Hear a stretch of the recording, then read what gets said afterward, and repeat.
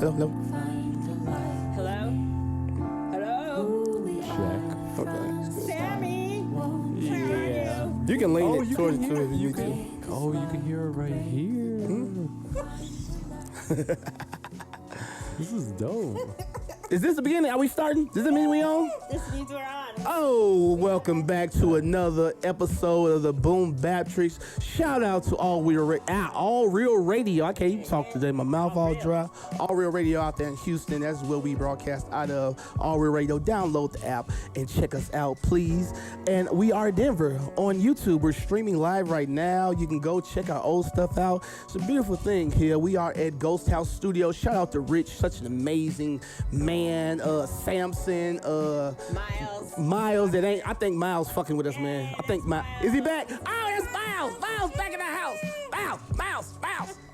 Miles, a very talented young musician and scholar, and he would be a great dude one day, and I'm glad to know him. But he ain't been around for a couple weeks, so we happy that he's back. Shout out to Miles. And what was that? Rich, shout out to Rich Sampson, Ryan Fu, Kung Fu Jesus, everybody, man. They had the big Halloween ball last night. Oh! Yeah, it was huge. Damn. The costumes were off the chain. Is there pictures of anything anywhere? Yeah, there's a bunch of pictures on the Wearedenver Facebook page, and Ryan Fu, if you follow him. Damn, we should have shot that. I forgot. That open mic just threw me off. Yeah. So... Yeah, we had an open mic last night at DU for the students. It's very interesting to see students act in that environment. I don't know how else to put it. Yeah. The politics begin in college. It's like, I was just about to say that. Like, you think of college as the whole world, where you have these groups and subsections of people that are, have all this infighting and whatnot. Lorraine, how was your week? My week was really good.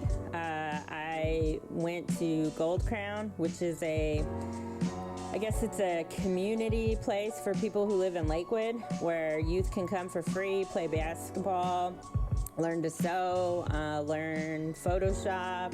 Went and hung out there for a little bit. I'm working with them to do some stuff with the students for internships. So that was pretty cool to do. 16 to 23, I think, were the ages, so they were older, so I like that. Getting in the planning process and marketing for a Libra party. Yeah. Man, hey, I was out scouting my outfit. I put a post out on the 5280 Entertainment Facebook, like, what do the people want to see Anthony in? Oh. Hey, I bought it down two colors. Two colors? Two colors. I got to see. It's going to be hard to get some shoes for him, but I might have to go just all black under it, but I don't know. I'm going to see what I can do, but yeah, I got something. Yeah, these parties, Anthony's fashion, he's the fashion show of the place. Maybe Crystal can fashion you out too, style you. Yeah, she gonna style all of us. I could come have her beat my face some more. Wait, what's the top recommendation for your costume? I don't know. I didn't even look at it. I think these women are asking for these pants, these white, the chapless ones. These not some linen pants, man. They disgusting. Women are disgusting. Yeah. On the low, we don't even know. My week was good. I'm excited about things. We've done 2 shows at DU, which is exciting too. Give me one thing that you could change with the world right now. That's heavy. I would change how money is so much on one side and so little on the other. There needs to be some kind of shared money somewhere, or some kind of evening up. Okay, I understand. So you just want... I just want money. I actually went to Blue Ice and did some salsa dancing, and there was a guy there with, I don't know what this is going to say about me, but he had $5,000 cash, and he kept showing it to me. He kept buying drinks, kept showing it to me, and all I could think the whole time is, how can I get this money away from him? Did you have a ski mask? Into my pocket. I was like, I think I could take him. He's a little drunk. If I trip him, I think and then I can just run. But then I was like, I haven't ran for a long time, so I might fall. I mean, just all this stuff was going through my mind. See this double standard right here. Now, if that was me in the club, and I'm like, how am I gonna get this pussy out this girl? Now, I'd be the bad guy, right? I'd be the bad guy there, right? I gave him my business card, and I was like, I'm looking for sponsors. Hell yeah, so there you go. I did do that. So I don't know. He's from Corpus Christi too. Corpus Christi. Mm-hmm. Yeah, he was here taking all Denver's money for the hailstorm we had. They got it to give. Might as well go and get you. Yeah, we had a really bad hailstorm in April or May, and there was a lot of housing damage. I know my dad. It shut down the mall for like 6 months. Yeah. Because it messed the roof up so bad. It was bad. Man, they get these terrible hailstorms out here, man. They bad. To where if your car's outside, it's fucked up. They totaled cars out from hail damage out here. No, I see cars driving around like hail damage repair. I was like, we don't have those businesses where yeah. in other places. That's a good segue into who's we? Where's we? Dang, I don't get to tell about my week. Okay. Let's talk about Anthony's week. Man, I had an awesome week professionally, man. Lorraine knows. Lorraine's been doing all my emailing and stuff, but so I got hand selected by this, I don't know what I'm calling them the Raw Artist Collective. It's like this big variety show they throw. It's international. It's all over the world. And every 4 months, they put on these big variety shows, and they go out into the communities, and they handpick artists, and they have them on the show, and they give them like a bio, headshots, DVD, all this stuff. And pretty much what it is, it's just like a collective of artists and people and businesses that help artists that's in their first 10 years of coming out, and just, you know what I'm saying, put them on the platform and let them do it. And I got hand selected just through my IG alone, just off my stuff I do on IG. And at first when I got it, I'm like, this is some bullshit. But then I started researching them, and they legit. And even Linda said she has people that do the videography for them, so they're legit. Then I performed in the World Series of Comedy. I won a satellite competition out here in Denver, and when I went out there to Vegas, I didn't win, but I got offered to do like feature work all around the country, actually in Canada too, so international.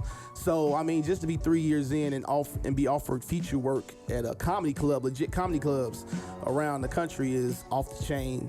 And I booked my first corporate gig with a major, you know what I'm saying, medical facility out here. I ain't gonna say their name because I be saying some fucked up shit on here. I ain't trying to lose the gig before I get it.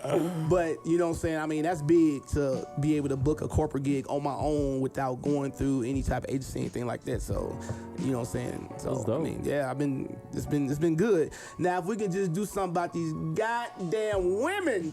God damn, Lorraine. I can't wait till China perfects the sex doll. I'm gonna get me a Serena Williams, goddammit, with the pre-lubricated asshole, because I'm tired of dealing with human women, goddammit. It's just too hard. What year Serena Williams? Because there's differences, you know. I want the right before she got pregnant, Serena Williams, that brick house. That built body Serena Williams, goddamn it, that's the one I like. Built body. I like. You want a built body? I want a box body. I like a woman that can hold me tight. You know what I'm saying? All right, man. So we got a very special guest today. This dude right here, man. He just recently moved to Denver, and I met him. Matter of fact, the day I came back from the World Series of Comedy, I dropped in at the Rise of Sun Distillery to do a set. Look, if you don't like me, respect my hustle, goddamn it. I drove 12 hours and then went to his show, goddamn it. And he was there. He had just moved in town. And he heard that we have all the black people. So he came over to see some Negroes, and we disappointed him. But no, I think that was no disappointment that night. I think every black comic in the Denver scene was there that night. Y'all, that was that night, right? Yeah. Like everyone just showed up. Yeah, and we just had a fun show. Everybody just got on, did their thing. You know, he is from, where you from, boy? I'm from New York City. From New York. Y'all give it up for Sammy Asner? Anzer. Yep. So tell us some background. Tell us what's up. All right, so I'm originally from New York, but I moved to Denver from Memphis. I was living in Memphis for like 3 years. Have you guys been there? To Memphis? Mm-mm. Just to the airport. Yeah, I've been through the airport. I've never been. Oh my God, that airport is hilarious. Like, I'm used to like the airports in New York. You got to go like show up 2 hours to go anywhere before. Like, I go to the Memphis airport like 20 minutes before. I just come in is so short. That's how those small airports. They be so nice too. Oh they my be God, so the people nice are and so modern. nice. I one time left my bag uncontested.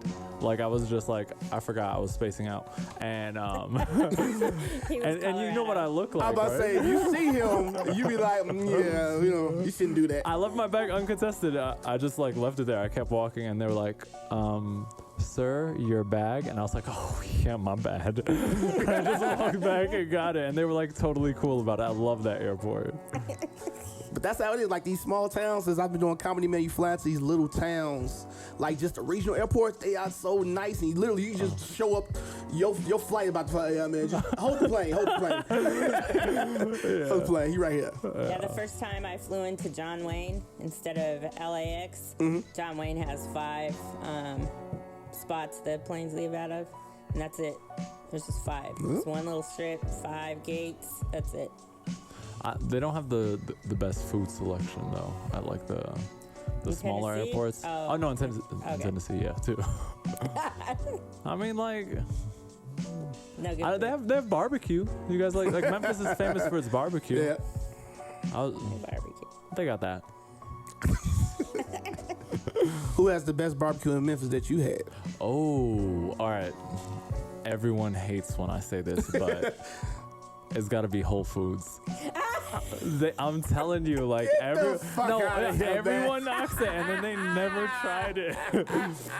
They have their own smoker, bro. I ain't gonna lie, Joe. Whole Foods do be on point with their shit, Joe. Yo, they don't play around. Man, that motherfucker, they got some jambalaya, jambalaya seafood, some shit, man. Yo, they got it all. They ribs do. I get like you go to the meat back, the part where they smoke the meat. Yeah. Yeah, that shit do be fire. I ain't gonna lie. Specialty brisket, South Carolina mustard. Oh my! I'll take you guys there when we go. The Whole Foods. So, and you started comedy 3 years ago? Almost 3 years. Like Okay. I started right when I was on my way out of New York Okay. to Memphis. And Memphis is like it's a really different scene, and that's why I really like the comedy scene in Denver. It's got like. I feel like it's got like the opportunities and stuff of like New York. Like there's a lot of places you could hit, a lot of shows, but everyone's like really friendly like Memphis is too. So it's kind of the best of both. You said fake wrong. Hell. No. What got you into comedy? What made you like even want to try it? Ooh, you know what? It was my friends kept putting me up to it because like all we did is like we used to like cut class and like talk shit, talk about stories and stuff like that, things that happened last night. And then my friends kept telling me like, yo, you should do this, you should do this. And there was like this there's this comedy competition in New York, and I was like, all right, fuck it, I'll do it. And the first time I like touched a microphone, I didn't do open mics. I don't even know what that was. And I got like second place, and then that kind of like boosted my confidence. I was like, I'm gonna keep going. And then I came back like a few months later, and then I won it. And they were like, it was like New York City's best new comedian. And then I found out it was kind of like, it's just like a promo show that they do. Do you guys know Bringer shows? Yeah. It was like a Bringer show, but it was like hype. The audience was packed out, and it was fun. And then I realized, oh, I really like this. That's pretty much how it goes, yeah. That's an important show, even if it is a bringer show. I mean, you probably collected a lot of fans within that, and a lot of comedians saw you, so they probably booked you more. Yeah, it was You fun. know? It was super fun. That's like huge. Yeah. That's kind of like they do at Comedy Works a little bit here. What do they do here? You haven't, you don't know about Comedy Works and calling in and the list and all that No, stuff? I know about that, but that's all I know. I heard there's like some Final Four type thing. I heard. Yeah, so it's like they take some of the people that's on the Almost Famous list or Famous list, and they get to pick a team of comics, and then they go head-to-head teams, and then it's like a little bracket type of thing, you know. So that's dope. And then they have like the move up list, you know, so you start out with 2 minutes, you go from 2 to 3 to 4 to 5, and then if you make it off that, then you go to the Almost Famous, and then from the Almost Famous you can go to the pro list, and so you just get more benefits as you go up the list. And then Anthony just placed in the top 10 for the, what do they call that one? The New Faces New competition. Faces competition. And towards the end of that, when you get to the final brackets, your audience that you bring is important too. So that adds into your Congrats. Yeah, thank you, man. We started with 144 this year. 144. And then it's big. It starts like in April, and then it goes all the way till we just ended it in A couple October. weeks ago, yeah. Yeah. And the final 10 was it was a tough competition. Everybody, different styles, different everything. So it made it hard, and everyone was really good. I would definitely recommend it for you next year. If anything, you get good videos on a reputable comedy stage. You know, you get 5 minutes. So that's where I get all my videos from, and I just link them together. So Nice. And what made you move to Colorado? Was it not the comedy scene? Was No, it personal? that was part of it, but my sister and my nephew live here. And Okay. I wanted to, like, you know, I want to be an uncle. My nephew is a cool guy. are you married? No, I'm not married. Do you want kids? I don't know yet. Wait, how old are you? 28. Oh, so you're a millennial. So okay. Millennial? Is it? No. Yeah. Or is it Generation X or Generation Y or something like No, that? you're a millennial, I No, think. I think. I don't know. I was out here in the 80s. I'm just saying. Because Yeah. I think millennials go all the way up to like 30. Samson somebody tell me, probably goddamn it. knows. I think there's like a requirement if you like sriracha on your avocado or something like that. That's like the requirement. You can be any age. If you put your dog in a stroller, then you get them. Oh my Yeah. God, you posted something Dogs like with that. sweaters. recently. Have you seen that? Oh my God, all the time. People are serious Dude, about their that dogs is- out here, right? Man, let me tell you something. I posted this shit last night Yeah. about how if a white couple breaks up, they have to discuss visitation for the dog like it's a little white baby. They like come pick the dog up on the weekends and shit and take him. I'm He's like, not this just bullshit. saying that there's someone Like- that we know that does that. Oh no, so- no, no! I know a I couple have a of 'em, friend though. like that too. One of my Yeah. best friends. No bullshit. They broke up, but then they still stay together for the dog, and they work out a system. And I would have just been like, "Yo, keep the dog." Like that's it. Oh my God, man. Now you putting little booties and shit on the Yeah, motherfucking yeah. dog, little alien ears. I'm like, that's why I fuck with cats. You ain't gonna fuck with no cat like Yo, that, I like man. cats too, and no one Yeah. respects it. Nah, I I'm just love like, cats, dude. Yo, love cats cats. cats are cool. Like they do their own thing, and like it's just like, yo, you do you. I'm gonna do Legitimately me. having a puppy or a dog's like having a fucking baby. Cause I homegirl I be kicking it with. She can't stay around. I gotta go walk the dog. Walk the dog 3 times a day. Live way farther than the motherfucker. But gotta go home to walk this dog, then put it back in the house. Did you hear about this app called Wag? Oh yeah. I This saw is it. like, it's kind of like the Uber or whatever of like dog walking, where like you register for the app, and then like if you can't walk your dog, like you pay someone like $20 to like walk your dog. And I was like, yo, what kind of person is like too busy where it's just like, I'll just pay for it. Like I'm here, I'm on Facebook, I'm too busy right now, and just walk my dog. It's $20. Let me just request a dog walker real quick. Dude, we gonna be like the fucking people from Wall-E eventually. Hell We just gonna have the yeah. chairs where we can order everything for the chairs. We gonna be fat as fuck. Hell yeah. And that's it. That's what we gonna be. We gonna be Wall-E in a little bit. Cause you know they got like the Facebook virtual reality, so What? you can go on trips with your friends, and you're like there virtual reality wise. You got the goggles on and stuff, and you I can don't just even know about that. JJ Dude. Billingsley was talking about that. yeah. This shit is, man. All those futuristic movies we seen back in the day, that shit is coming true right now. I did see like there's a baby what's that called, like a baby carrier or something like that, like a seat that a baby sits in, and it has the screen so you could put the iPad right on it. That really exists. Like just park the baby in the thing, put the iPad, and I was like, Oh my God. Dude, we haven't gonna seen be there. And even look at how you notice in those like futuristic movies, there's no houses. There's always buildings that just go straight up high as hell. That's how they're building everything now. They're not building neighborhoods with houses. They're building these tall ass high-rise condos that's fucking small as shit, but you paying out the ass for them. I know I was talking to my nephew when I was in high school and there were dances, like your parents dropped you off and picked you up. Now these kids, they take a Lyft or Uber and they're going to like after parties, and they're just like, or it used to be the cool thing to get a limo. Like, let's get a limo. Now they're like, oh, I got the Uber app in my dad's credit card. Let me just request a Uber. And we're just all go Uber and you know? Joe, these motherfuckers are so grown now, man. It's ridiculous. Like, it's funny because I was like a naive ass kid. You know what I'm saying? I knew about like hood shit, but I didn't know about like regular shit. You know what I'm saying? So there's a lot of stuff I didn't even know about till I was like 18, 19 years old. I was oblivious to it. Like, these kids have so much access to so much shit. It is crazy. Because they got the information at their fingertips. Yeah, like right there, dude. Yeah, I didn't even know I was poor. I remember trying to. That's a find out. so What was the moment where you found out? When you were It was like, oh actually shit. it was last year. Ooh, you had to. I wish you would have been here for that story. I was on the floor laughing because she was crying because she really didn't know.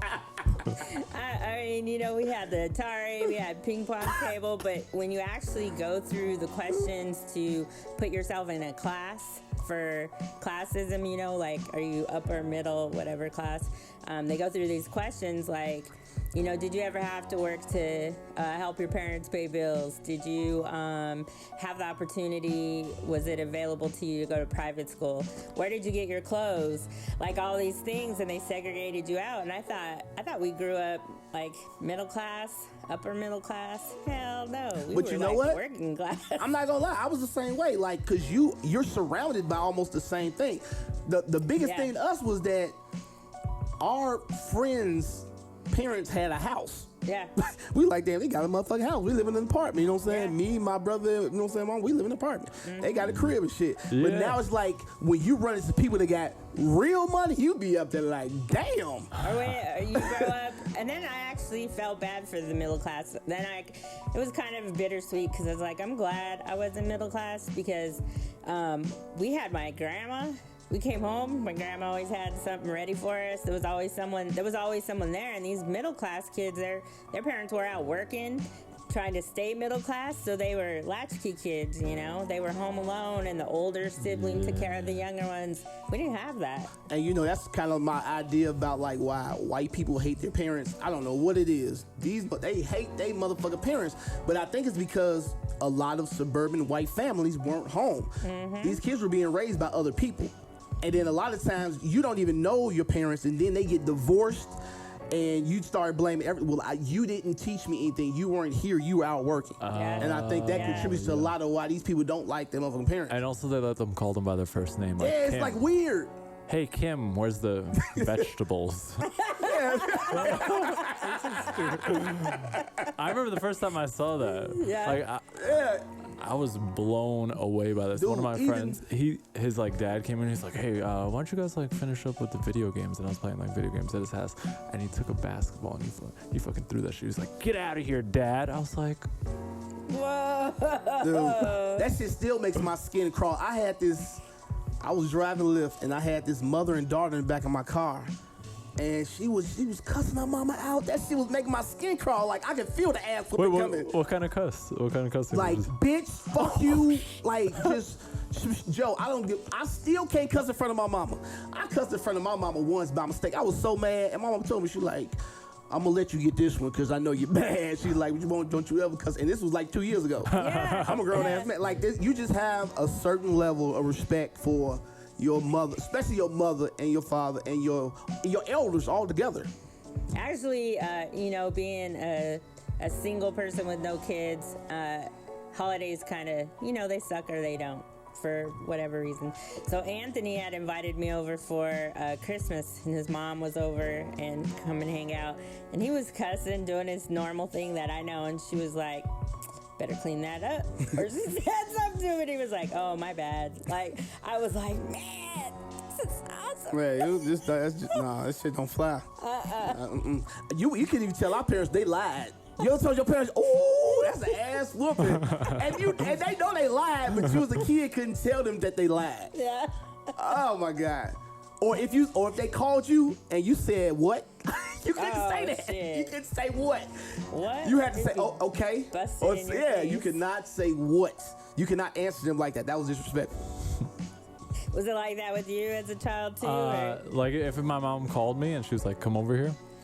We grew up in a 1-bedroom apartment, so it was kind of like everything was happening. Like wherever you were, it didn't matter. But no, she would just always be like, if you want something, like, you have to come to me. I'm not gonna like do any of that, because she was like, you know, she was working, she was like cleaning up the house, she was doing everything. So it was kind of like, I don't know. I tell jokes about it a lot, like growing up with like my mom and my sister. That's kind of like why I got this hat too. Like veteran. Yeah, I was telling one of my friends about it. I grew up actually in between two strip clubs. It was in Queens, and it was Goldfingers and Wiggles. And I wrote a joke about it too, and I was like telling, because it was like a true story where like my sister was just learning to read at the time, and we were walking like late at night. And we were walking by one of the strip clubs, and my sister goes and she's like, look, mommy, that sign says "Live, girls." and it was at that point where like my mom was like, she's like, damn, like what kind of choices? And she had to explain to me and my sister what a strip club was, and I was like, oh, I think I want to go there.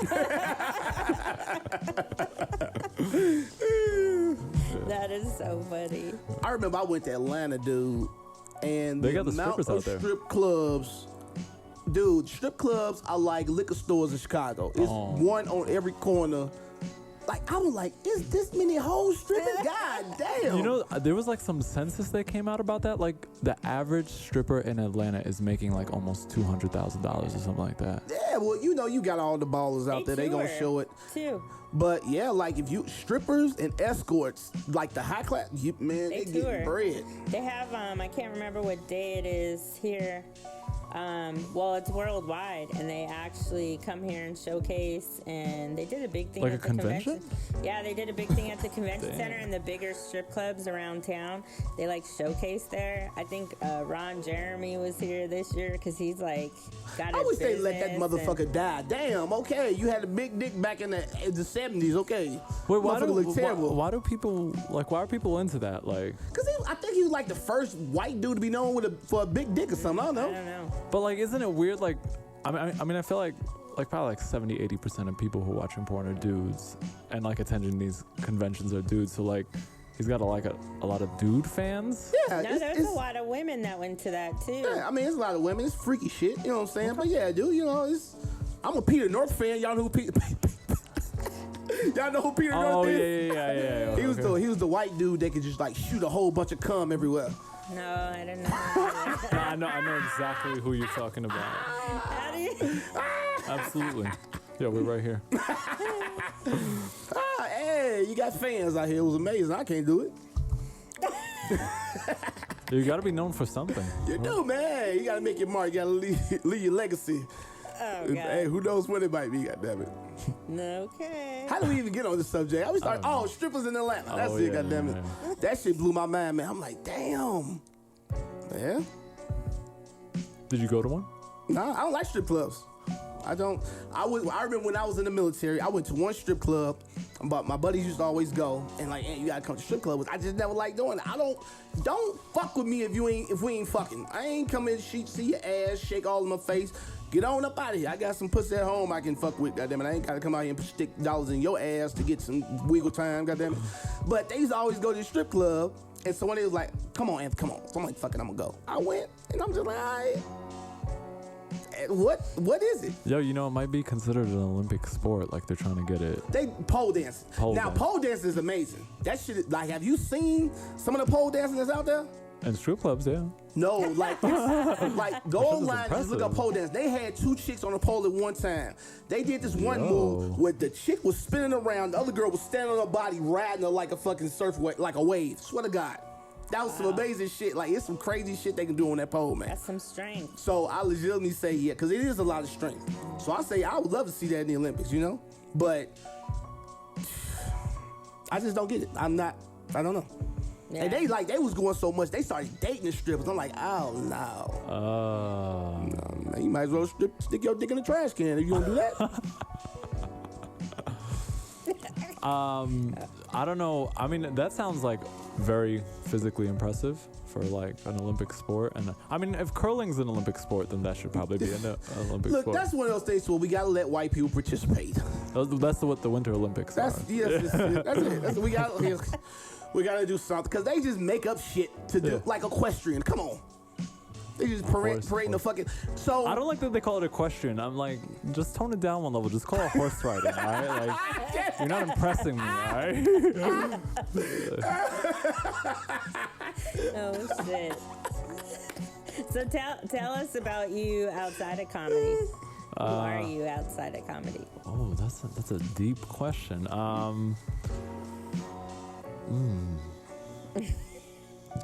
Well, I'm a high school teacher. Wow. Yeah. I don't know. I probably shouldn't say what high school. Okay. nah, yeah, just keep it down low. Yeah. I'm a high school teacher. I've been a high school teacher for like 4 years now. What do you teach? I teach English. No way. Yeah. Oh, so you just saw my spelling? No. I'm not even. It was like, there's always trick spelling.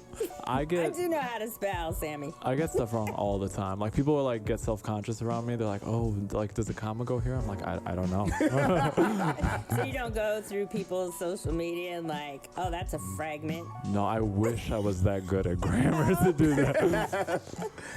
No, I'm just like, I think like what makes me good as a teacher is that like I get excited about the stuff. I really care about the stuff, and I care about the kids. But it's like I don't really know. Like the semicolon, like that still kind of eludes me. Yeah. But I just recently started learning it because I was like teaching it, and I learned the semicolon, and now I started throwing semicolons everywhere. Yeah, I'm like, just in case. I'm just like here, boom, boom, boom, make my email look fancy, semicolon. That's hilarious. Did you always want to be a teacher? Or? No, actually, like my dream was to like work in advertising, like when I was younger. And I like that. He's like, I wanted to be, say advertisement. I'm gonna fuck these kids up, I guess. No, I actually did work in advertising. Like when I graduated school, that's when I went to school for it. And then I was like, at a certain point, I was like, I used to be a camp counselor at the YMCA in like Queens, and I grew up going to the YMCA for like summer camp and stuff. And I did that for like 8 years when I was like 15 to like 21 or something. And I was doing advertising. And I was like, yo, this like I'm at an office, I'm in a desk. I was like, this isn't like the same. Like it doesn't have like the fulfillment that I want. And I decided I wanted to be a teacher, and the way for me to do that was to like go to Memphis and like you teach in like the worst kind of schools over there, and then you got your degree and everything. Man, look, let me tell you something. I respect and honor you for teaching these bad bitches' children. Oh my God. You are doing a service to the planet. Don't worry, they're gonna weigh you down. You just got in it, man. It's just like a new relationship. It's all good. The pussy get real wet right now. Give it about 5 years, goddamn. You ain't gonna want to touch it. No, I see him 28. That kind of blows me away too, because you're still super young. And then to know like what you want to do and that didn't fulfill you and to move on. Usually you don't figure that shit out till you're in your 30s. True. So bless up to you. Well, no, I think, saying people that are coming up now, they do have a lot more freedom as to what they want to do, to where I think, a lot of us got pigeonholed. We were told you have to go to school, you have to do this, and that's what society imposed upon you. But now we have like this kind of like free, be who you want to be type of vibe in the world. That's that millennial stuff that they're talking about. They say that like millennials have like low job satisfaction because they want to like get that fulfillment.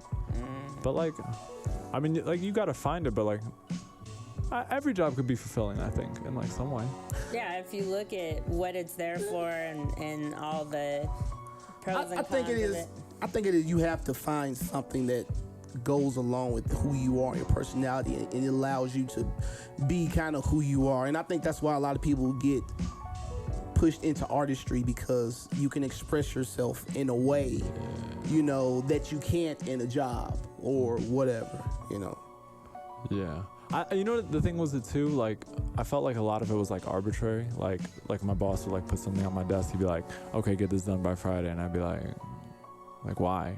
Like what happens if I don't? Like there's no point. But like with teaching, there's like, I really like that because there is a point. Like if I plan like a really good lesson, then like my lesson goes better. The kids are more interested. It's more fun for me, more fun for them. So there's like real like cause and effect. See, Sammy, I like Sammy. Yeah. I can see the hope in his eyes. He wants to save the world, but It's gonna fuck up, Sammy. Just enjoy yourself while you're here. Can't do it. One of these the kids. things I've talked to a few teachers recently that they actually are so stressed out about planning these lessons and not having the time or the money or material to bring in extra things to execute lessons the way they want. Are you dealing with any of that right now too? Not. I mean, I've only really taught in like Title I schools, which is like the lower income schools. So it's like you're just used to it. Like after a certain while, they're like, "Hey, we don't, this teacher quit, so you got to cover the classes." It's like, "All right, hey, like we don't have anyone to teach this course." Like I was teaching a law class, and I don't know anything about law. So I was like up there with the students, like learning the same stuff. Like, all right, so what's the difference between a felony and a misdemeanor? Those are good life skills to learn. Yeah, honestly. and it's fun. You learn what the kids are learning, and like I don't know, just like everything's like an opportunity that way. That's good that you view it that way. Did you recently see in the news a teacher at, I think it was a Title I school, that brought in an activist to do a workshop, and they actually have her on unpaid leave right now? Actually, it was a Cherry Creek school. I'm just going to say it. And some of the parents complained because of the content that was given. It was a social justice topic. And the reason why I think this teacher brought it in is because another school, Cherokee Trail, just had some vandalism done to their baseball field. And that high school is majority of mixed kids there. And so the schools around it are majority white. And this school, there's a lot of mixed kids so there. they're like trying to send a message. Right. So this teacher booked in this local activist, and this just happened this week. And they put her on, I guess, unpaid leave. They ain't about to let that woman poison the little beautiful white children's mind with that African bullshit. Oh my God. I went to Whole Foods because you guys know how I get down with Whole Foods. I love Whole Foods. And I went to like the one out east. In like Hamden Avenue or whatever. Is the barbecue the same here in Denver? No, they don't got the barbecue. It's not the same. Okay. It's not the same. I'll give it to Whole Foods Memphis. Okay. But I went there. And they had this thing like when you check out where it's like, "Oh, would you like to donate to the kids?" And, I'm a teacher, so I'm like, "Oh, what's this about?" It's like, "Oh, get kids like fresh fruit and like a salad bar and stuff." I was like, "Oh, word." And then I was like, "What school does this benefit?" And they were like, "Oh, like the school's in this zip code area." And I was like, the fuck? Yeah, you don't even need suburbs? this. No, these kids don't need that. I'm not donating. This needs to go to different schools. Yeah. But That don't even have lunch. yeah, I know. That's what I'm saying. Man, that's what I say, Joe. These motherfuckers so vicious with it. They do it in your face. Nah, you see what we doing. What you gonna do about it? Yeah. What you gonna do about it? We been doing it. These little poor little nigga kids ain't gonna get no lunch, and we gonna give all these white kids all these beautiful things. Apple computers right at their desk and shit like that. Yep. While your child gotta travel 30 miles to get to school because we didn't shut all the schools down because we ain't got no money to pay for them. Yep. But the amount of money that goes into one school can fund that whole district. Memphis is like that, like crazy. This is sad. I talked to this kid recently, 16 years old. He wants to do this internship to learn marketing, actually. And they asked him, like, what he thought was keeping him from his dreams. And he said that I can't write. Yeah, that, like, blew me away. Like, period? Yeah. Yeah, I mean, like, I was teaching 11th grade, and there were plenty of students I had that were on the 2nd or 3rd grade reading level in Memphis, and that was the reality of it. But it was like, and it was a challenge because you have something like Shakespeare, which is considered like almost college level, and then they have like, and this is how the system is messed up. You have like things you're supposed to teach, otherwise you lose your job. Like you got to teach Romeo and Juliet, otherwise like you're being insubordinate, you're not being a good teacher, whatever. So you have to teach that, but the kids are on a 2nd grade reading level. But then you have to figure out like, okay, how am I going to get them to understand stuff like to make this jump? Look, Sammy, Wow. the system isn't messed up. It is working perfectly fine. It's not the way it was built. It's not working it is fine, going but according it's to working plan. According to plan. Yeah. I know. I don't.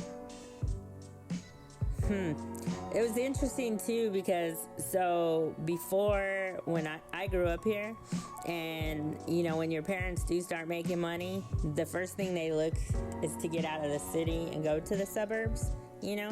So my parents, we moved to what is Westminster now, and I remember we had these people ride on the house, Spicks, go home. Yeah. They burned our dog.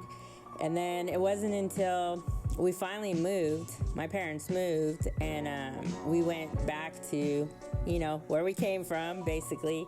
And when I went back to school, I couldn't read.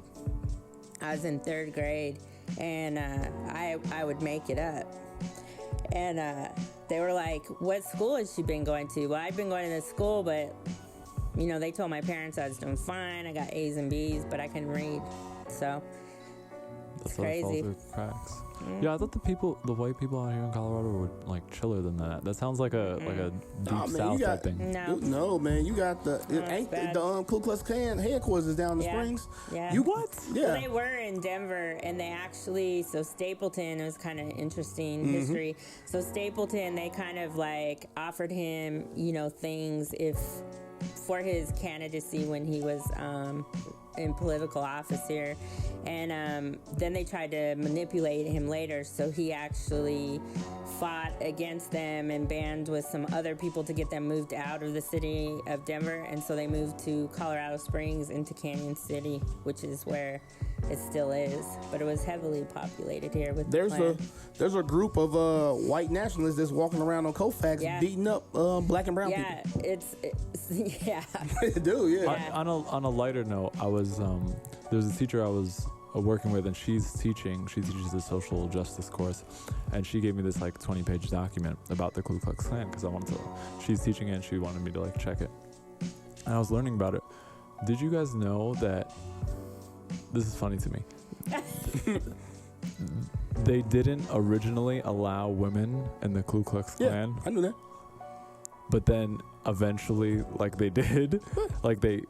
And to me, the idea is crazy that they just, the Ku Klux Klan was eventually we're going to open our minds and hearts, and, we're making the decision. Let's let women in.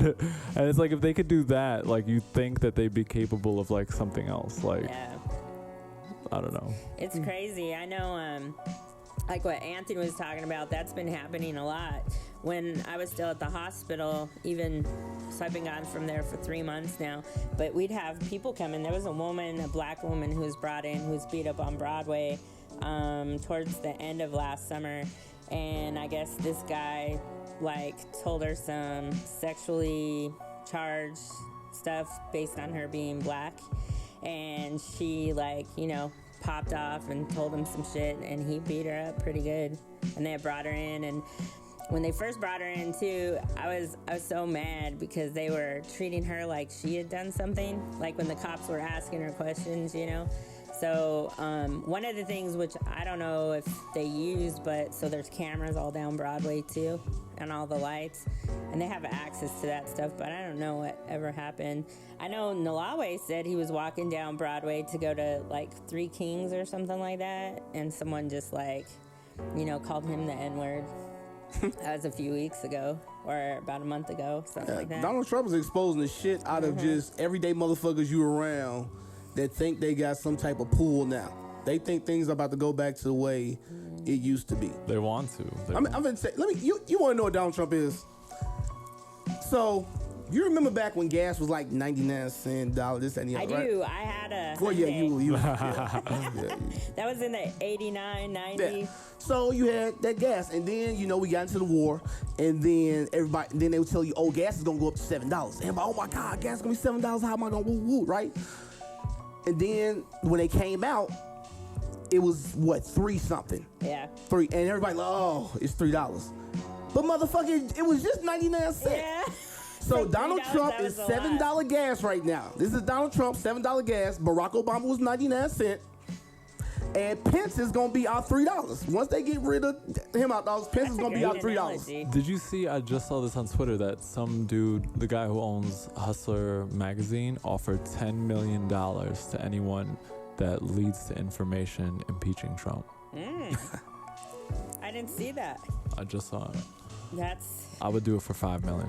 It's like I say, everything that's going on in the world right now is making people pick sides. You either gonna be for it or you gonna be against it. And you got a lot of motherfucking white people that's coming out like, we don't like this shit. Like, we tired of this shit. We just as tired of this shit as the black people are. And y'all need to cut this shit out. You know what I'm saying? But a lot of motherfuckers' friends and associates and family members are getting exposed to them to where they like, I can't believe that this is what you thought, this is what you believe. You know what's crazy? Like, I was hanging out with some white comedians, and like they tell me that people like in Memphis, people regularly approach them and confess to voting for Trump. Oh my God. like casually, like, oh, I'm gonna mow my lawn. I voted for Trump. I'm gonna, and I was like, that's never happened to me. Because like that's like an insult if someone like comes up to me and like they're like, oh, I voted for Trump. It's like it's like antagonization in some kind, right? Mm-hmm. Yeah. It's crazy. And then he started up on the healthcare again this week. And what kills me is that people have no abstract thinking. They think in this box. And so how he's able to do that, so he frames it out, the people who are getting healthcare insurance are like need to get jobs with healthcare. But what they're not thinking about is people who are born with disabilities, people who become disabled. They need this healthcare to be free, to be able to get out of their house, to be able to live. They thinking about them. They can't put it to the system, so we don't give a fuck what you do. Take your cripple ass on. But that's how they get the people outside of, so they project it to these people who don't think outside of the box. They don't reach out to learn anything about anyone else. They're just like, yeah, we don't want these people on this Medicaid anymore. And they're like, whatever behind him. But this right now is a classism war. Yep. These are the powers that be saying, fuck y'all. We don't need y'all no more. This is what kills me about people in politics. Right now, pretty much what everybody's doing is begging the people that they voted and put into Congress to let them live. That's what you're doing. You begging them to do something so you can have health care so you can live. That blows my motherfucking mind that you saying, please let me have some health care. But it's not even that. It's just like you're technically a civil servant. Like your job is to listen to people. So it's kind of just like asking them, like, yo, do your job, man. Like we want this. Exactly. Just do what we say. And someone's like, I remember when Betsy DeVos, she's the Secretary of Education. She's terrible. Never stepped foot in a public school. Doesn't know anything about education. $1 billion family. She became, and like I was calling in the office. I was like, in Tennessee, I was like, don't vote for this woman. Don't vote for this woman. Don't let her in. And the dude just straight up voted for her. Both of them were just like, yeah, she's a good choice. And I'm just like, oh, you have thousands of calls, man. Come on, do your job. They are doing their job. Their job is not to you. Well, it should be. There's a lot of things that should be a certain way, but they aren't. And that's the thing. That I think, and that's what's fucking a lot of people up. That's what's driving a lot of people crazy, because you were taught this is the way things are. If you do this, you can become this. But now you're seeing that all these people that are in power and have all this shit. Everybody in the world should be mad at Donald Trump right now. White, black, brown, white, yellow, red. Everybody should be mad at Donald Trump because he is the epitome of white privilege. This motherfucker dumb. This motherfucker didn't even know. I swear to God, on my mama, I believe this motherfucker did not know Puerto Rico was part of America. He said he talked to the president of the Virgin Islands, and it was his own self. Dude, I'm telling you, this motherfucker, he's like, that sounds a little too Mexican-y. Puerto Rico, that's not us. I swear to God. It's called the U.S. Virgin Islands. This dude it's don't in the know. Name. And this motherfucker is in the highest office of the land. And you were taught to follow the rules and do this and do that. He's broken every single fucking rule, and he's still running the country. If that don't show you there's such thing as white privilege and motherfuckers don't give a fuck about you, nothing else will. So we need to stop trying to persuade these motherfuckers that have made their decision that I'm not gonna believe what you're saying. Okay, fuck it. Y'all get cut the fuck out. All this kumbaya shit ain't gonna work. You know what I think it really is? I think it's diversity. So, like, I grew up in Queens, and we had, like, every kind of person you could think of. And, like, you could walk 5 blocks, be in a black neighborhood, a neighborhood like where everything's in Spanish, Korean neighborhood. And, like, when you know a person, it's a lot harder to like hate them or be like, oh, like stupid Korean people. But then you're thinking about their food, then you're thinking about your friend, then you're thinking about, and you can't do that. But you have these like basically a majority of the country, white people who just live like entirely by themselves, and then they go off things that they see on like media and TV, and it's not a real person to them. It's just like an exotic thing. Like, oh, I've never met a Korean person. You're like, I don't care. That's what redlining did. Yeah. That's what it allows people. They allowed white people to segregate, and it wasn't even really the white people. It was these entities that were like, we're going to put these white people here. We're going to put these black and brown people here. We're going to deprive them of all the resources, give it all to them, and then you have and people don't understand, people don't realize. They try to say that music and TV don't influence you. They do. Everything that white people seeing about black people is pimps, drug dealers, addicts, shit like that. Even us, we look at that shit. We expect the same thing. We're conditioned in the same fashion. You know what I'm saying? Same thing about white people. I told motherfuckers, only thing I knew about white people when I was coming up was everything from the motherfucking Brady Bunch.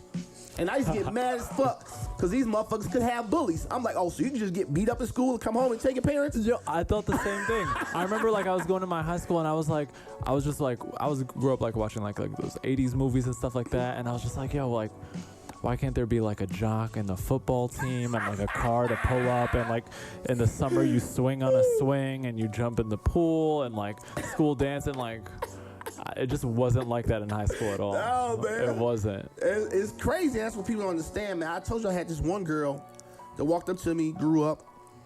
Parents had money. She lived in the cul-de-sac and shit. Then she went to, I think, UIC or some Chicago University. So now she was around black people, this, that, the other. So now she's like intermingling. Like, so okay, well, I like these people. I never around these people. And then she ended up going to this a game. I think it was a Cubs game or something. And there was a fight after the game. And it was all white people. These two opposing whatever, Sox, Cubs fan, whatever, they fight, right? They break up, go. Police show up. The girls seen everything. Police show up and they're like, the police showed up and started going straight for this black crowd. They weren't even a part of the group. They were just there.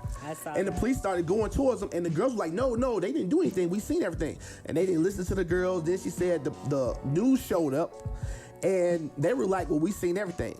And they didn't want to talk to them. They started talking to motherfuckers that weren't even there. And she was up there like, now I understand that what I see on TV is made to look that way to people that don't know. She's like, if I wasn't there and I seen them put some crazy looking person on the TV that didn't know, I'm gonna be like, well, what's wrong with this person? You know?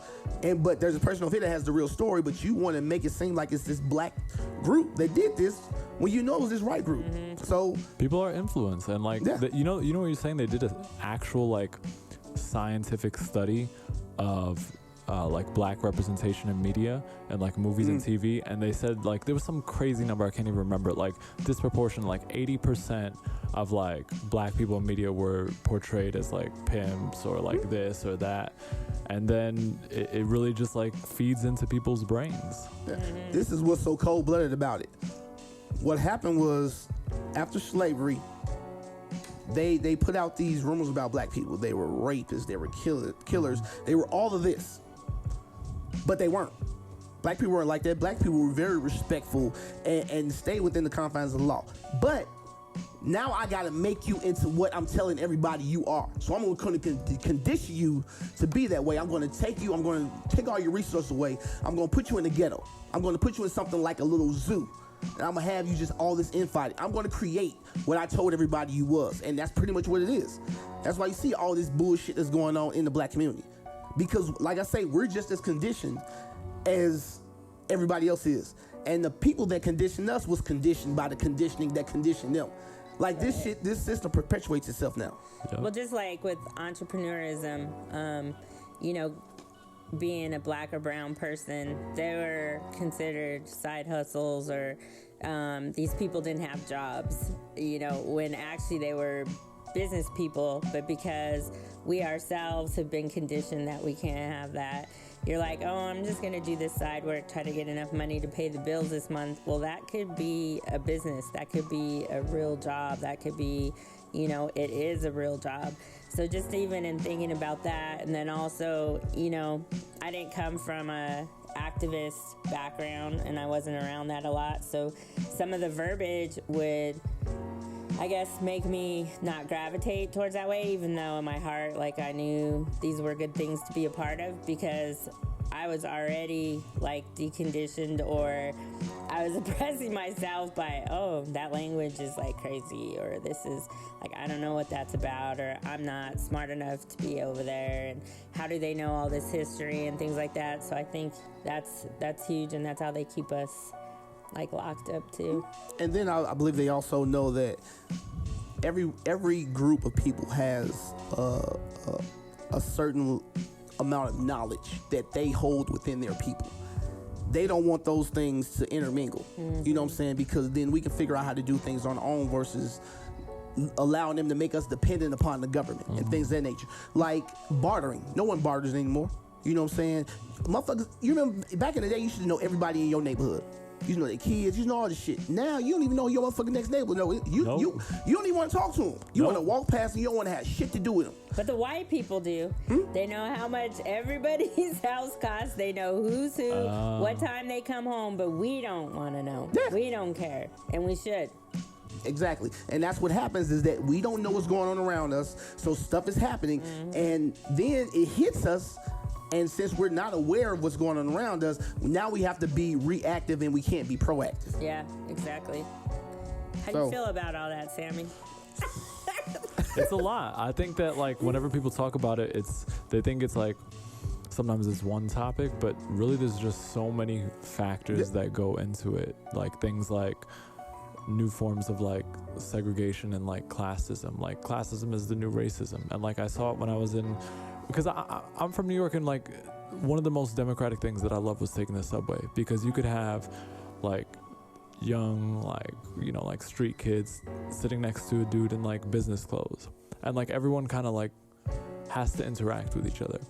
But when I was in Memphis, at the first time I was like, oh shit, like segregation is real. Like it was no joke. Like this neighborhood, poor and black, this neighborhood, white and rich, and like in like a line you could see it, like mansions and like blight, like houses that are broken down and like empty. And I was just like, I had no idea that the rest of the place was like that, and it opened my eyes to a lot.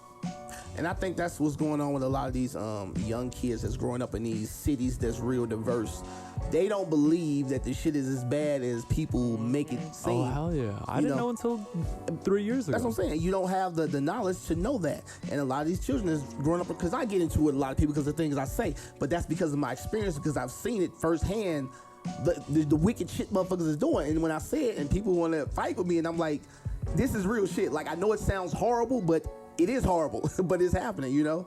So people need to really wake up and see that it's fucked up. Yeah. It's fucked up. Yeah. So do you feel, this is a question I always ask too, do you feel like you being a comedian and active in the scene, do you think that you have a responsibility to your community as far as bringing things to light on the stage? Yeah, I think so. I think like whether you take the responsibility or not, it's yours. Like for me, like I look a certain way, and like especially when I was like doing shows in like Mississippi and like Arkansas and like places like that, every time I left Memphis, like some racist shit would happen, and I stopped getting mad at it too, because it was just like pure ignorance. Like one time I had this dude, I was doing a show in Mississippi, and it was a white dude, it was me, and then like another brown dude. And in the middle of the show, this guy looked like the KFC dude, but with a long mullet. He just stood up in the crowd. He was like 80 years old, and he was just like one of them? Two of them? Like he couldn't believe that there were two brown people, because like he never saw it before.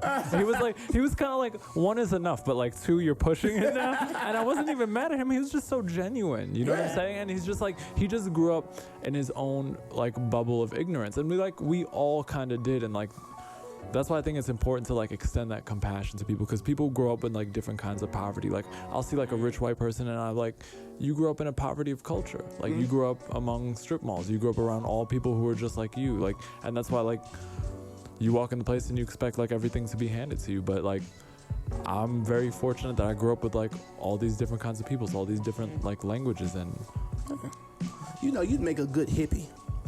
No. He make a good hippie, goddammit. What? I don't know. He talking that hippie shit. Yeah. You know, kumbaya bullshit. You know. It's nice. Yeah, It's nice. I do. I would look. That would be beautiful. But I know human beings. You think so? Man, yes. That people. This is what people don't understand. We're animals. Yeah, we're supposed to be at the top of the food chain, but we really aren't. The only reason why we're at the top of the food chain is because of guns. Take your ass in the motherfucking Africa with some lions without a gun. See who the fuck is at the top of the food chain. I'll pop a line real quick. Yeah, I get your whole motherfucking arm bit the fuck off, goddammit. I would. Take your ass I'm to not the... scared of I'm like more scared of I'm scared of bees. I feel like I could. I'm not gonna knock a line out, but I'll hit it a couple of times. You know what I'm saying? Biting on your ass. And shit. I think what I've noticed is people from the East Coast, they are more diverse. They're more accepting of, everything. And it's like the rest of us, it's still behind. Yeah. For I told sure. you go to some parts of Mississippi and you have to tell them, the black people, they're like, nigga, we free, right? They be like, they like some old nigga eyes. How you? Oh, come on, stop. You playing with me, right? Oh my god. For real, man. Like, you go, because I travel a lot, man. I drive and stuff. When you was out in the military, I used to drive everywhere. So I used to go to these little towns and I'm like, yo, like, it's 2000 and whatever. Like, what the fuck is going on here? But it's really not. Like, there's really not that kind of, because it's slower there. Yeah. And because it's small and it's not a big city, things can be controlled there a lot easier too. Because they even did, when they was doing the election, they was talking about how like these smaller towns were getting news that was made specifically for them. Mm-hmm. It would be the same day. It would be one topic in New York would be this, one topic in Tupelo, Mississippi be totally different. Totally I was different. in Tupelo. Really? Yeah, hell yeah. So, But yeah, to get back to it, I do feel like at first I was just like, oh, I'm just gonna do jokes, and then like I was meeting people like that white KFC dude, and I realized that like when I get on stage, whether I like it or not, I'm a representation for some people, and I could like try to pretend that doesn't exist, but because it does, I have to like educate them on like, yo, it's not appropriate to like go up into my face and be like, two of them. You know what I'm saying? Like I would like to say something. For ass, you can walk up to my face and say anything you want to say, but be prepared to catch these motherfucking hands. That's it. That's why I advocate for ass whoopers. You can do whatever you want to in the world, but be ready to get that ass whooped. That's it. Legalize ass whoopers. I'm gonna get a shirt that say legalize ass whoopers. We did a comedy show 3 weeks back at DU, and Nalawe performed, and he's Ethiopian, and he talked some jokes about his dad assuming he was gay just because of their cultural like beliefs of how a male should be and things that he's been doing, and his dad like, oh, I knew it, and then he said, I just wondered what it would be like to have to, but I thought when he said this stuff, there were people in the audience that were in the process of going through a change, transgender, and there were also some. There was just a lot of LGBTQ people present, put it that way. And I was like, oh man, I don't know how this is going to be received. And then yesterday when I was there, this one particular person was like, man, we want to get Nalawe back. We really liked him. And I was like, the one I was like, kind of like, how's this going to be? Because they felt like he brought it out. Like he wasn't afraid of the topic.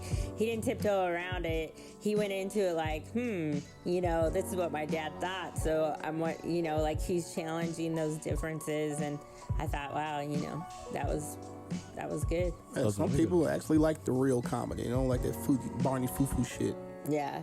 And then a lot of people have this thing where, and I don't think it's true and I don't like it, but they're like, you can't have too many black comics on the stage at one time because their content is always white people bashing.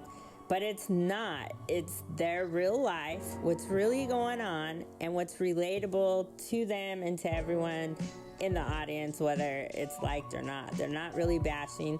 I mean, it's just, it's a reflection of their experience, right? And like, I don't know, it's like you got to know your audience, and like you have to be able to like feel what they're saying, right? Because like if like a dude comes up, I haven't seen Star Wars, but like if a dude comes up and he's talking about like Star Wars for 20 minutes, like you lost me. Yeah. You lost me. But yeah, I think that everyone has that like responsibility to like to just bring it real. Yeah, I think that's important. Anthony brings it real all the time. No, sometimes he doesn't. Is it something you want to tell me? No. God damn it. I just wanted to see All right, that we've been face. on the old motherfucking struggle topic for a while. Who do you admire in comedy right now? And who's the one that's not here that you admire? Okay, like local or like Anybody. Anybody that's out right now.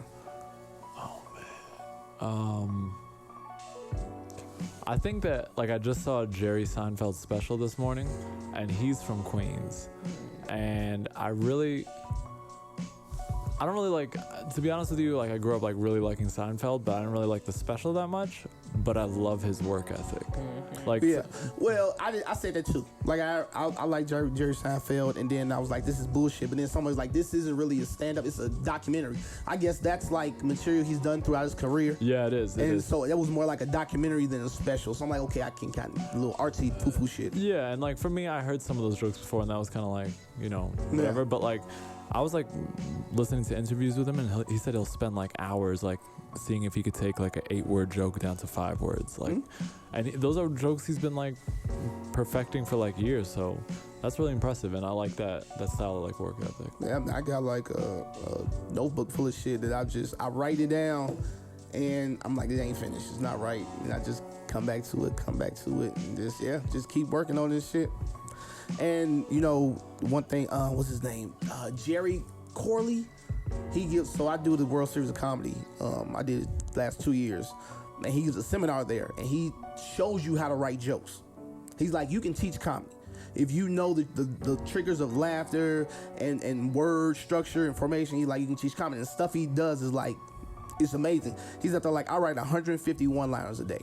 He's like, it's easy. He's like, go pick out topics, and then he's like, I look for opposites, end arounds, all stuff. He like, if you know how to make, if you know what triggers people to laugh, you can write and make people laugh, and it's real interesting. So you think there is like a science to it? There is definitely a science to it, yeah. And I wish I could. I got one of his courses that he sent me, but I mean, yeah. What's your writing process?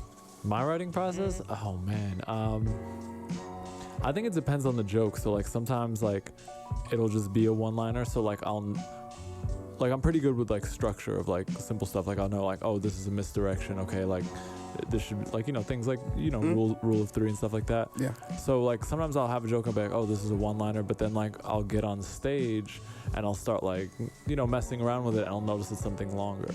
But like really my favorite thing to do is like stories, because they make me feel like I'm like back home with my friends, like talking shit like, yo, you're not gonna believe what happened like yesterday.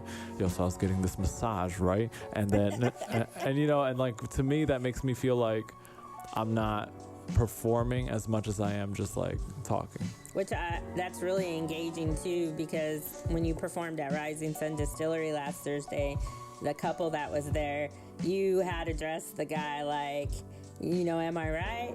And it was like you were talking to him, and I felt like that made him feel like super engaged and like he was part of the... Well, that's the thing. That's the intimate spots where you're on level with them. You have to bring them in. You know what I'm saying? I always do that. I always go out into the audience and, talk to people and this, that, and the other. And yeah, you do that really well. Every time I've seen you perform, it's just like, it feels like a room full of friends. And that's the way you want to feel, because in today's society, you don't have to go out to see comedy. You can go on YouTube, whatever. When people come out to see live anything, they want to make a connection with that art, with that person, and you have to build that's that level of trust to where, okay, I can laugh at what you're saying because I trust that this is genuine. This is not some bullshit. You have to create that trust. That's the thing about me. I study all this stuff, and that's why I've progressed so easily. Like I study performing, joke formation, all this stuff. Even this one class I took online, it was comedic persona. Who are you? What does your jokes say? Your body language and your demeanor has to match your jokes. It can't be. I mean, it can, but if you want it to hit, you can literally say something that's, if another person said it, if you said it the way you said it in your comedic persona, it's funny, but when they said it, it's not. Yeah, because you have to be able to like stay in character. People want to like understand the character. If you're gonna be like a nervous, like insecure guy, like you gotta like kind of go through things like that. Yeah. And if you're like super like confident and cocky, then you gotta go through all your jokes like that too. Yeah, definitely. And that's finding your voice, and then you just put the body language with it, and it makes your jokes hit that much harder. You know, because even with you, you know, I mean, you got that one joke at the end with the bidet. Yeah. That whole joke is based off timing. You got to say what you're gonna say at the right time for that joke to work. If you don't, it's not gonna work. Yeah, and I was like doing that joke, and I realized like, oh, should I make it like something like crazy that comes out of nowhere? And I was like, nah, that doesn't really make sense. And then I realized like, if I just like hold the pause, like it makes people like. It's misdirection and it's familiarity. Yeah. Oh, he said that before. I didn't think he was gonna say that again. Yeah. And bam, you got him. You know what I'm saying? But when you did it at up there when we was up in Fort Collins, that was perfect. Because you held it for like probably 10 seconds. That was I like perfect. To do like this like exaggerated southern face like. Yeah, the look you had was perfect too, man. You had this crazy look like you just didn't know what was going on. That was perfect. What was the worst show that you ever performed at? Oh, there's so many. No. Usually there's always one that stands out. There is one. Okay. Very, very early on in my comedic career, I had someone, like it was a friend who was like, oh, you do comedy? Like we could do this venue. And they wanted me to do this like charity. And it was in New York.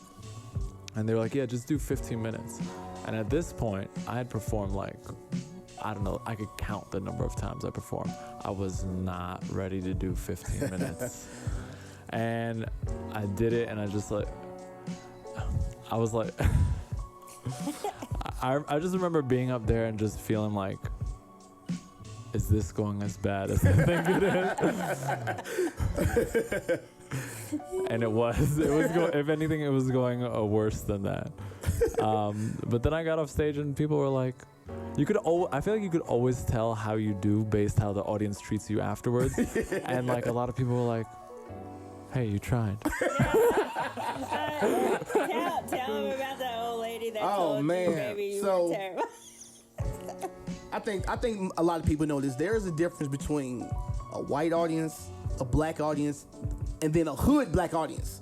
It's totally different. So I did my first show at this like hood ass black little club over there on the east side. And I didn't do bad because I can riff, I can talk shit, and it was just in a bad. I don't want to make excuses, but the way it was set up, it was fucked up. It was a bar behind the stage. It was a bar in the back of the room. There was booths that faced that and away from the stage. And it was like on a Wednesday at like 6 o'clock. People were getting off work. They just wanted to come in there, have a drink. They didn't want to hear shit motherfuckers have to say. So it was a fucking black cowboy in the back that was just heckling the shit out of me, right? So I just started roasting them, right? And the people in the front liked it, right? So I get off stage, and I felt like I did terrible because I really didn't do any material, right? And so this old black lady walked up to me, and I'm thinking she finna give me some old Negro spiritual words of wisdom type shit. She was out there like, you know you ain't funny, baby, right? Why you waste everybody's time? Like I'm like, damn. I'm like, all right. That shit was so funny, man. Were you about to whoop her ass? No, man, no. It was an old black lady. He was emotional for a couple days. That shit hurt me. Yeah. She didn't get to. She just got straight to the point. That's okay, but I went back to that room every time I could until I got that motherfucker. And that's just what it is. Yeah. You just gotta figure it out. It's just a different vibe. Like the show we finna do at Efferday, I feel like that's gonna be that type of show. Yeah. You know, from everybody that responded to it. So they spelled wrong on the flyer. I wanted to say something. It took everything I had. What did they spell wrong? At the bottom, I'll tell you. I can't remember. It's like receipt, no, bottle service. It was something at the bottom left-hand corner. Did they spell restaurant wrong? Because that's a hard word to spell.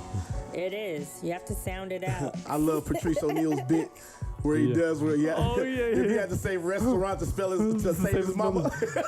Spell restaurant right now. Restaurant. I'm sorry, mama. I'm sorry.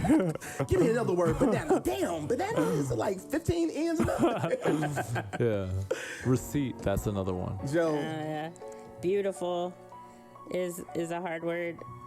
Drinks available. Beautiful is. No. Oh, available? They Nah. spelled available wrong. Nah, available? Come on. Available. Come on. Available. Available. This flyer has gone through it too, you know. Joe, the dude you see up there, he's the Unbelievable. host. He's the host. He ain't even a comedian. He's No. the host. But it's his show. So he put himself biggest life on the flyer, and we have some little ass periods at the bottom. Yo, that man looks like he's in the zone, though. Not for nothing. He looks ready. Yeah, you think that dude ready. Kevin Hart is as big as he is on that goddamn flyer, man? He does look ready. He looks majestic. So That's one funny. person, one comedian that's dead. Who? Ooh. I mean, Richard Pryor is like number one, but let me think if there's anyone more specific. Oh, I was watching. Are you saying Richard Pryor because everybody has to say Richard Pryor, or is that your As real? like, I mean, like, I'm trying to think of who else is out there. You know, I was watching Chappelle, and I was like, yo, I can't believe Charlie Murphy's dead. I was like watching it. So I thought he was an incredible storyteller, but I don't know who else is dead. Man, Like a lot of people are dead, right? Like, yeah, you don't listen to any dead comics? Like who? You got Carlin, you got...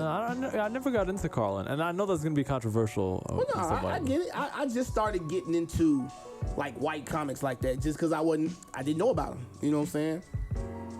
Yeah, like Groucho Marx. I never. See, I don't even know what the fuck that is. I never saw. What? No. He's like the original comedian or something. I don't know. Yeah. Yeah. Well, hey, I just started listening to like Mom's Mabley and all that stuff. I didn't research, you know what I'm saying, comedy until now. I just watched what was available to me. Yeah, same. You know what I'm saying? So now it's like, now I'm digging into all the crates of all the greats and stuff like that. And I personally think Richard Pryor is a great storyteller. I think he was a trailblazer, but as far as funny, I just don't think he was that funny. Oh no, he's funny. Huh? He's funny. Oh, Mitch Hedberg. I like Mitch I'm Hedberg. talking about in comparison to a lot of other people. Like as far as like a motherfucker that's gonna make you laugh consistently, his stories are interesting. I can listen to him and I don't have to laugh to enjoy it. And yeah, you gonna get laughs. I'm not saying the man's not funny, but they put him on such a level. And I think he's on that level more because he was doing stuff that was so controversial at the time versus the actual content of what he was doing. Like the content was important for that time, but it just wasn't funny. I'm not gonna look at that. I'm not gonna watch it and be up there like cracking up all over the ground. I'll tell you this. Like I don't like, especially I think when you're younger, you can appreciate older things. Like you know when you're young, like you only like one type of I'll agree music with and that, stuff like yeah. that, and like you only like one type of comedy because you're just not that experienced. And I discovered Richard Pryor, I don't know, like years ago, like not that many, but years ago, and I was just impressed because I was like, this is not a HD and it's funny. Yeah. And he was like, this is what I think makes him a great comedian. Like, I wasn't around during that time, but his performance was so strong, I felt like he took me there. Yeah. Like, it was like timeless in that sense. Like, I was like, oh shit, like, I feel like I have an idea of what the 70s are like and what the comedic style was like because I saw this. That's right. You know, comedy is subjective, so it is whatever. But I do, when you get older, you do start to appreciate things a lot more. Like, I used to hate when women used to squirt. Now that I'm an adult, go on squirt. Why would you hate it? Huh? Because when I was young, I thought it was pee. Now you can pee. I don't care. I'm an adult. I ain't scared of pee. And buttholes. I grew up watching Sanford and Son, Red Fox, and I mean, as a little kid, like my dad always, like we watched that all the time, or like Chico and the Man and that kind of stuff. And now, when I go back and watch it, I'm like, that wasn't even kid appropriate. Oh, a lot of that Even stuff. cartoons now. It's Yeah. like, Yeah. I was like Comic View. Do you remember Comic View on BET? Coming to like I was like watching that with like my mom while she was like folding laundry and and like some of the stuff I was like, I don't get this, but this is like dirty. I know I know it is. Your mind just takes you there. all that shit, man. Like, you go back in all the cartoons and stuff, and all those sexual innuendos that was just dropped in, but you didn't get them. You just, little with Tom and Jerry and whatever. Yeah, and then I like to listen to the comedy stations on XM too, and they'll play a lot of Red Fox too, and I listen to his like jokes, you know, when he did stand up. And I'm like, man, he was a dirty. He's dirty as fuck, man. Joe. Like, Have you ever listened to Red Fox? No, I haven't. oh man. Listen to it, it'll blow your mind. Yeah. Some dirty I was shit. like, dang, they were saying that back then.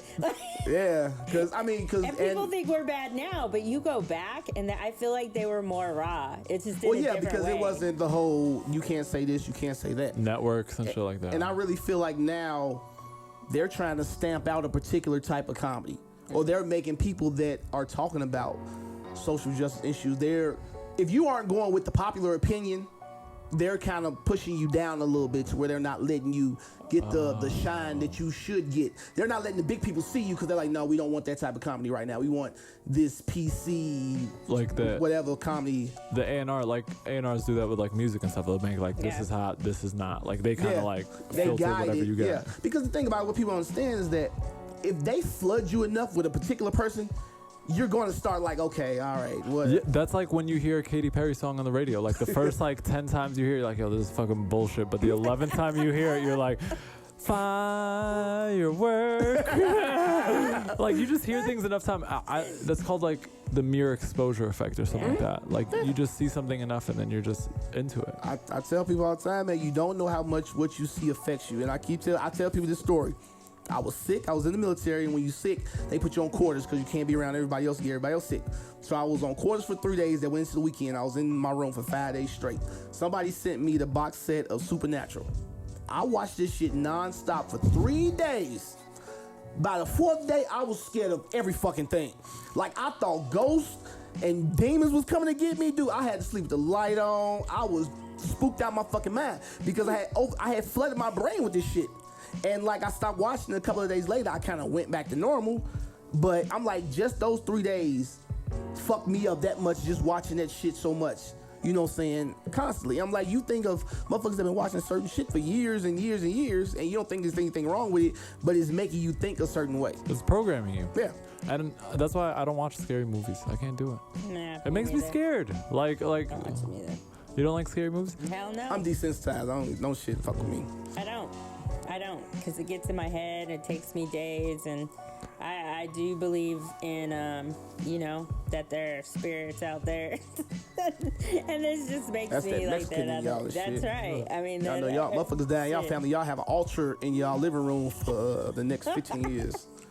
That's right. With skulls and shit on the motherfucker. So where can people find you, and what do you have going on coming up? And Oh, I'm actually super excited. I got something big. I'm flying back to Memphis in like 2 weeks.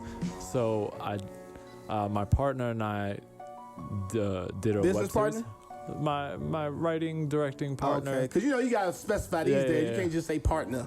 Yeah, so No. my partner and I, we did a web series, and it's about comedians in Memphis, and we like wrote, directed, and we got like Memphis got behind us, like a videographer, we got like people to volunteer. It was awesome, and we got into the Indie Memphis Film Festival. Yay! Okay. Yeah, so it's gonna be part of a special showing with another thing that I got to work on. I got super lucky with So this. did you get a laurel? Yeah. Yeah. What's a laurel? It's like a thing leaf? of Oh, recognition. okay. Yeah. And there's this other thing that this really cool Memphis director. His name is Craig Brewer. He did Black Snake Moan, Hustle and Flow. He did the Tarzan movies, some Empire. So he's a Memphis dude. And there was this like local comedy show called You Look Like, and it was basically like, do you guys remember Your Mama on MTV? It was like that, but two comedians just going back and forth and be like, you look like, and they would like say things about me. Like they said, you look like you don't know what holiday you celebrate in December. Or like, you look like Kids Bop Drake. Or like, you look like you want to show me a whole new world. Like a girl said that. Like, so it's comedians going back and forth like that, and it's awesome. And this dude Craig Brewer, who's like, he's a big deal. He came by, he saw the show, he's like, I really like it. I want to film a pilot, and I want to like pitch it to like network executives and stuff. And he did that, and I got to perform and like write jokes for it, and it was like just like an awesome experience with that too. So my web series Stand Up Guys, it's on Funny or Die, and that are going to be in the same special screening. Oh wow! I was just gonna say you didn't say anything about your Funny or Die video. Yeah. That's exciting. It's super exciting, yeah. So you're gonna be sharing that stuff on your social media, or Yeah. Okay. Like you 'cause mean like people my need Instagram? reminders? You know what Yeah, I mean? yeah. I'll put it on my Instagram. On my Instagram, there's also a video of me dancing to a Kanye West song, so I'll put it right after that. Oh, nice. I'm gonna check that out. It's stupid. It's very stupid. Are we almost done? Yeah. Shit. Yeah. We had good conversation. Sorry. Damn, yeah, We got that like flew by. 5 minutes.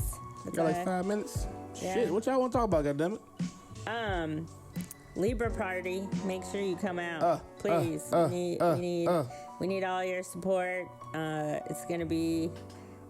Libras are interesting people. They're there to find a mate. So if it's cuffing season, come get you a Libra. What's their colors? They were interesting. Is it It's purple, green black? and pink? Green and pink. And so that's why Dre kind of mixed the flyer up a little bit, because he wasn't really down with those colors. But Green and pink? Is that like their stone? I usually we'll look up, because I'm not very good with the astrology. I guess they all have specific colors Yeah. that correspond. I don't think it's Yeah. just like a color thing. It's not. I'm gonna read it to you. So talk about something while I look at it for this. What's going on, Sammy, man? How you like Colorado so far, man? I love it. I love it. I love it. Yeah, like I remember just like landing on the plane here, and like when I moved all my stuff, I was just like, yeah. Yep. he's like, I just felt it. Is it? Yeah. Okay, so what do you want to do, man? Do you want to be a stand-up? Do you want to be a writer? Do you want to get movies? Do you want to teach? What? I want to write.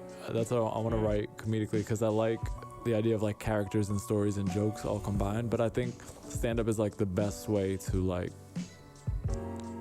to get develop a voice, and also at the same time to like defend your material and like flex that like comedy muscle. You know what I'm saying? Like you know when something's funny or not, and like once you know that, I feel like you could translate that into writing too.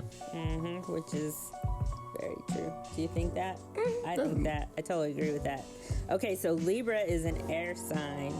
They with expressed intellect and a keen mind. Their colors were the green and pink, and also their soulmates are Aries and Sagittariuses. So Aries and Sagittariuses need to come out and get their Libras. Sagittariuses? Yeah. Sagittarius. Aries and Sagittarius. What are you guys? I'm a Capricorn. I'm an Aquarius.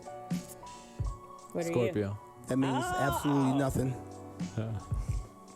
I usually get that reaction. I don't know why. It's all bullshit. But it's a good reason to party. We're having. You got to come to the Scorpio party then. You got to dress up. Like a scorpion. Mortal Kombat. No, you need. What is that thing? Ascot. Oh, the little Why you trying to have a man bite my style? the this thing. The ascot, yeah. And we want him to look fresh. I thought you were the fresh trendsetter. Sammy, fly dude. So the last thing we want to talk about is McDonald's coming out with these hot ass sauces, and then they take them off the line, and people are giving cars away for some Szechuan sauce. I actually looked this up on Google, and it was a woman. It was a woman who traded a 2004 Volkswagen GTI. GTI? What she not a look bad like? Let me Volkswagen. see. Szechuan sauce. Let me see if I'm picturing her right. It doesn't have a picture of her so far. I bet they don't. I saw the picture of the girl who got the car. Okay. The girl that got the car? Yeah, I think so. What she look like? She decent? These people were in Wisconsin. I get it, Sammy. I get it. What? Nothing. It's man talk. Stay in a woman's place. Woo! We're gonna get some comments about that. You know that's not what he means, right? He's just trying to. That is exactly what I mean, No, goddammit. it's Woman, not. stay It has nothing to do with 3 a woman. paces behind me, It's damn it. No, you're gonna be right on my side on the outside, so you die first. I guess a woman's place is in a Volkswagen GTI for free. Yeah.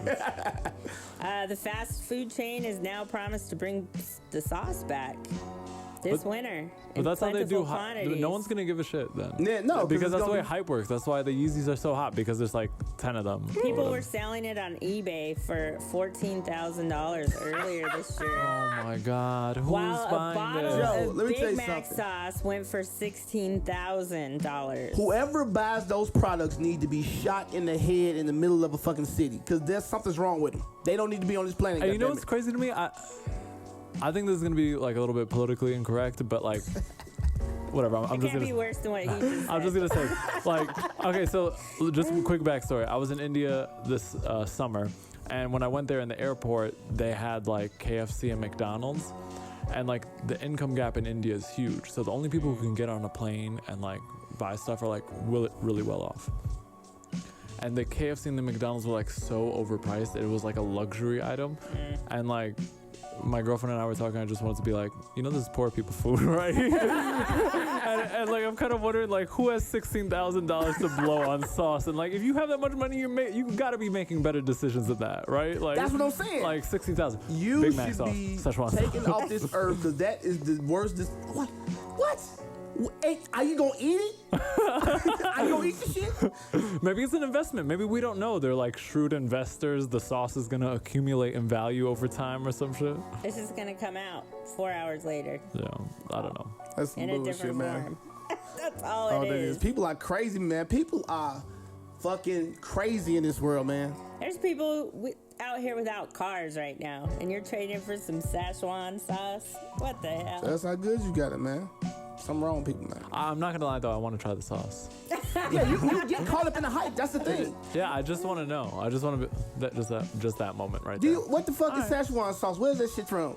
It's China? originally from Mulan, but like Szechuan, the Mulan movie came out as like a, what do you call that? Like in conjunction with it, like as a promo for the Mulan movie.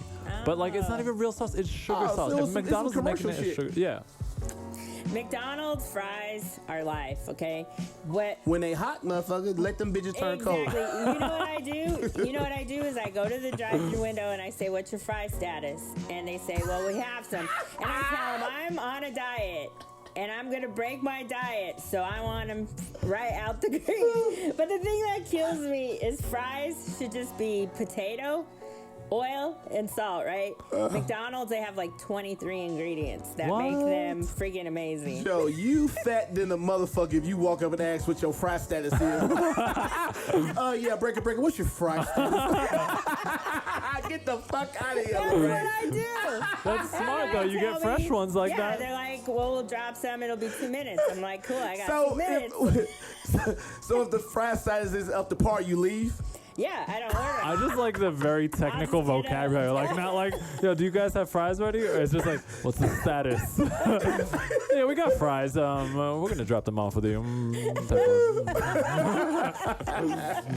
You know my saying. That's Fries official before business. God. When you use the word status, it's official business. I'm not here to play. I want to know got the some status of the You fries. got some shades on. You in a black tinted limo. She got her own bag. It's like the dollar sign With a bag when you heater. rob and shit. Just oh, I love that. Oh, motherfucking You are guard so walks real the for damn that. fries to the door. Especially since I've been trying to eat right. So if I do have fries, Yeah. the status has to be appropriate for my visit. Is that our outro music? Is that it? All right, that's it. They telling us to get the fuck off the airwaves. Thank you guys for being with us today. I'm gonna let Lorraine close it out. Make sure you follow us on Facebook, Anthony Armstrong Comedy, 5280 Entertainment, our Instagram, 5280ent.com. Thank you to All Real Radio for giving us this platform to reach the people. Thank you to Rich for making us sound amazing at Ghost House Studio. And we are Denver. Have a great week. We out.